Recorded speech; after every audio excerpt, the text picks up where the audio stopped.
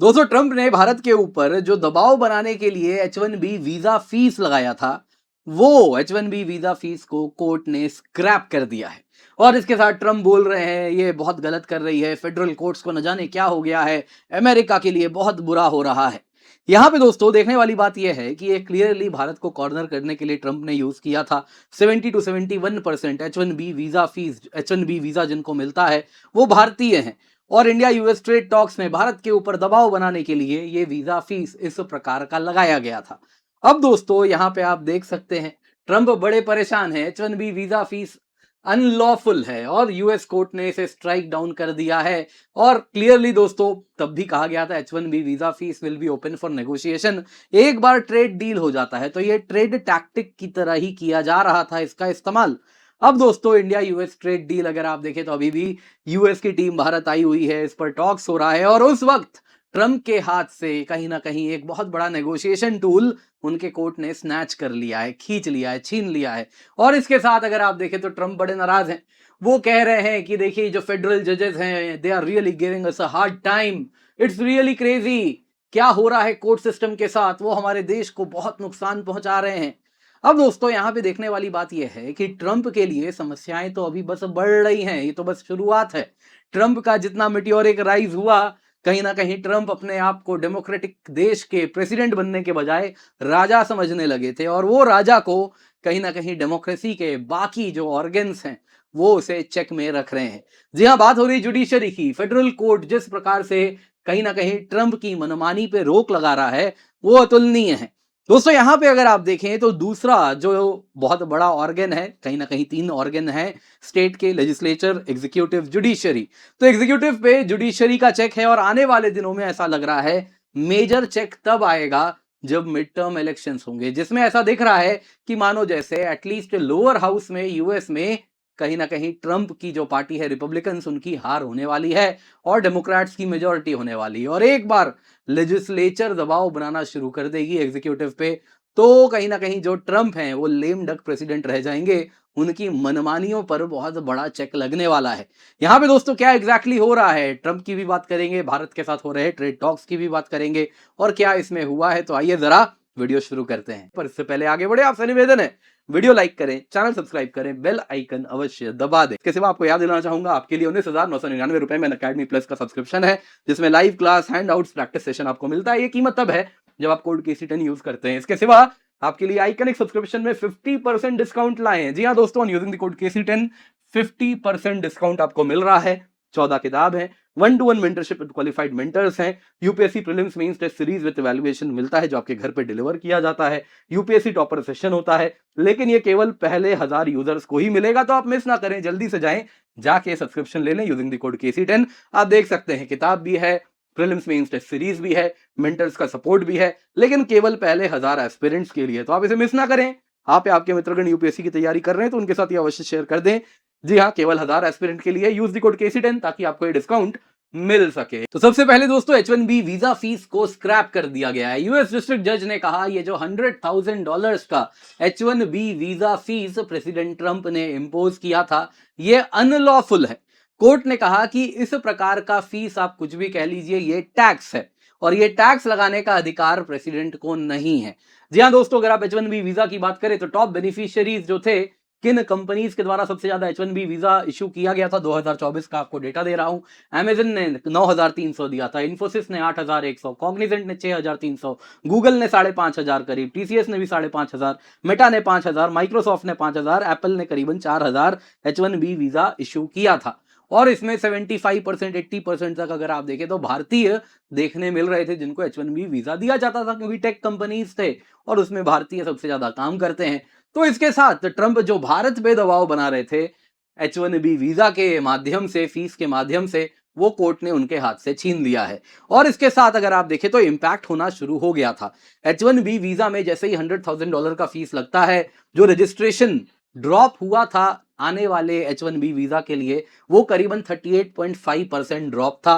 कारण था कि इंडियन कंपनी सोच रही थी 100,000 फीस, या बाकी कंपनीज भी $100,000 का फीस पे करना इस प्रकार से उनको अनजस्टिफाइड लग रहा था। और इसके साथ अगर आप देखें तो यूएस टेक कंपनीज, यूएस में हॉस्पिटल्स, वैसे ही आप देखिए यूनिवर्सिटीज, तो उन सब के लिए मैन पावर शॉर्टेज बहुत जोर शोर से हो रहा था। यहां पे दोस्तों अगर हम इस जजमेंट की बात करें तो इस पूरे के पूरे ट्रंप के जो H1B वीजा फीस वाला ऑर्डर था, इसको चैलेंज किया था कैलिफोर्निया राज्य ने और 19 अन्य राज्यों ने, जो कि मोस्टली डेमोक्रेट्स के द्वारा चल रहे हैं। उन राज्यों ने आर्ग्यूमेंट रखा कि ये जो $100,000 फीस है, ये एक टैक्स है और टैक्स लगाने का अधिकार केवल यूएस कांग्रेस को है, यूएस के पार्लियामेंट को है, लेजिस्लेचर को है। और इस प्रकार से जब आप प्रेसिडेंट मन माना ऐसा टैक्स लगाते हैं तो हम राज्यों पर इसका प्रभाव पड़ रहा है, क्योंकि टीचर्स शॉर्टेज हो रहा है। कहां से लाएंगे $100,000 फिर फीस देके, H1B वीजा देंगे फिर टीचर लाएंगे, कहां से हो पाएगा। यूनिवर्सिटी में प्रॉब्लम्स हो रहे हैं, कहीं ना कहीं रिसर्चर्स होते हैं, प्रोफेसर्स होते हैं, उनकी स्टाफिंग नहीं कर पा रहे, हेल्थ केयर वर्कर्स, डॉक्टर्स हैं, नर्सेज हैं, उन सब का भी शॉर्टेज हो रहा है। और उसी को ध्यान में रखते हुए यूएस के डिस्ट्रिक्ट कोर्ट ने ऑर्डर दिया कि 100,000 पेमेंट को आप कोई भी नाम दे दीजिए, आप इसको फीस कह लीजिए, कुछ कह लीजिए, उससे कोई फर्क नहीं पड़ता। बॉटम लाइन यही है कि ये एक टैक्स है और ये टैक्स लगाने का अधिकार यूएस कॉन्स्टिट्यूशन ने प्रेसिडेंट को नहीं दिया है। ये एक्सक्लूसिव पावर है जो कांग्रेस के पास है। यदि कांग्रेस यानी यूएस पार्लियामेंट कोई लॉ बनाए और फिर ये पावर प्रेसिडेंट को दे तो प्रेसिडेंट इसका इस्तेमाल कर सकते थे, लेकिन यूएस कांग्रेस यानी यूएस पार्लियामेंट ने ऐसा कोई लॉ बनाया तो नहीं है। तो कैसे प्रेसिडेंट ऐसा लॉ, तो प्रेसिडेंट कैसे ऐसा फीस लगा सकते हैं।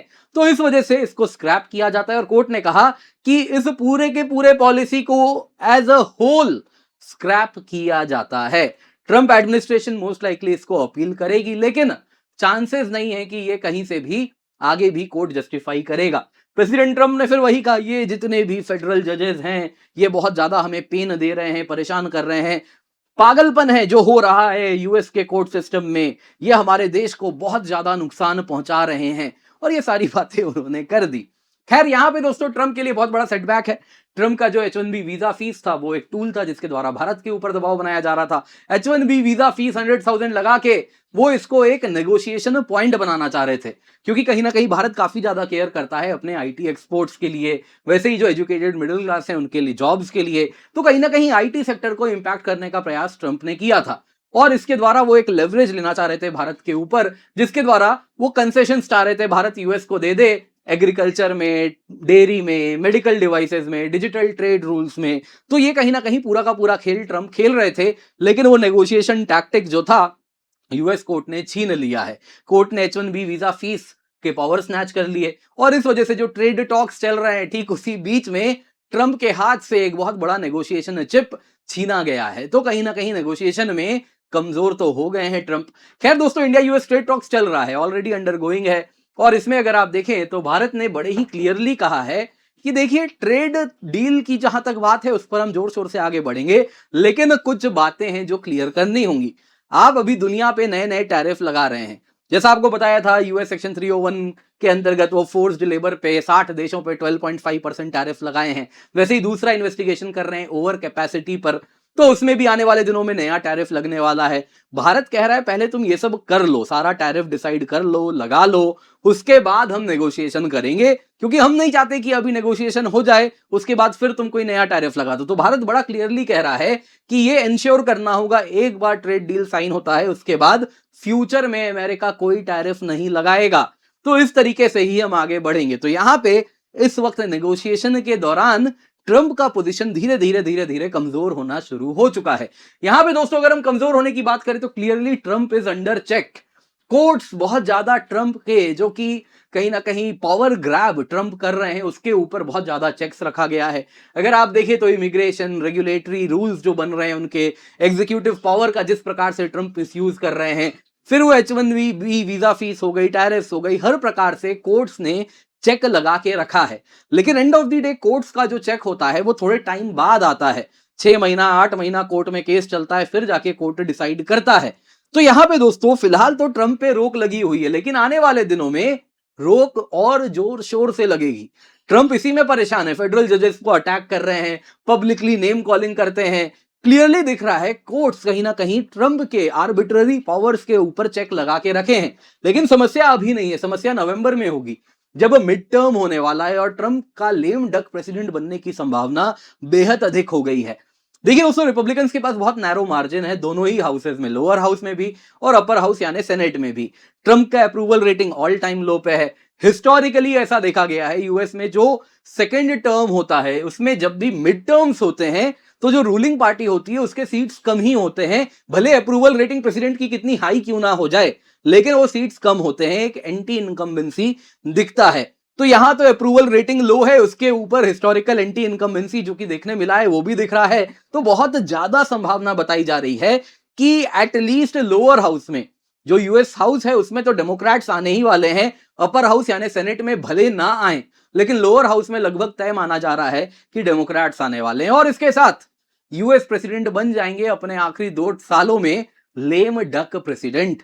उसके साथ यूएस के प्रेसिडेंट के ऊपर बहुत सारे चेक्स लग जाएंगे, वो कोई बड़ा लॉ ही नहीं ला पाएंगे, कोई भी लॉ लाएंगे तो डेमोक्रेट्स उसे रोक देंगे। तो प्रेसिडेंट अपने मन मुताबिक लॉ नहीं ला सकते, एग्जीक्यूटिव ऑर्डर वगैरह यूज करेंगे तो कंटीन्यूअस ओवरसाइट रहेगी। डेमोक्रेट्स आएंगे इन्वेस्टिगेशंस के लिए, आए दिन प्रेसिडेंट को बुलाएंगे, कभी सेक्रेटरी ऑफ स्टेट को बुलाएंगे, कभी वॉर वाले जो सेक्रेटरी हैं, क्या सेक्रेटरी ऑफ डिफेंस को, सेक्रेटरी ऑफ वॉर को बुलाएंगे। तो कंटीन्यूअस हियरिंग्स होगी, इन्वेस्टिगेशन होगा, पब्लिक नेम कॉलिंग होगी, शेमिंग होगी। तो ये बहुत बड़ी समस्या हो सकती है। और अगर वर्स हुआ यानी हाउस के साथ साथ सेनेट में भी डेमोक्रेट्स आ गए, फिर तो कोई बड़ी बात नहीं है, इंपीचमेंट तक बात पहुंच सकती है।